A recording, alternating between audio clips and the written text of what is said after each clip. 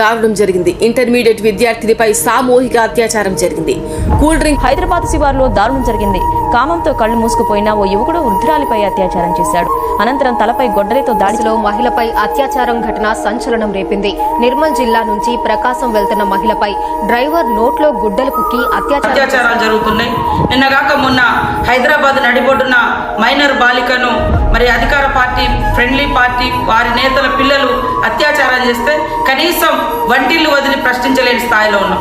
మన బట్టల గురించో మనం వేసుకునే నగల గురించో కూరగాయల గురించో గంటలు గంటలు చర్చించే మనం ఈరోజు మన పిల్లల మీద మన ఇంటి పక్క పిల్లల మీద ఇంత ఘోరాలు జరుగుతుంటే ప్రభుత్వాలు నిందితులను తప్పించే ప్రయత్నం చేస్తూ ఉన్నారు అధికారాన్ని అడ్డం పెట్టుకొని.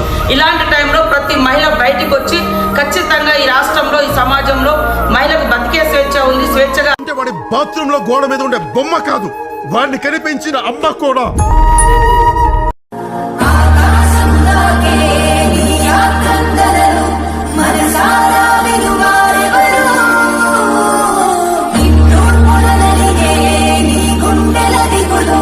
సవరించే మనవా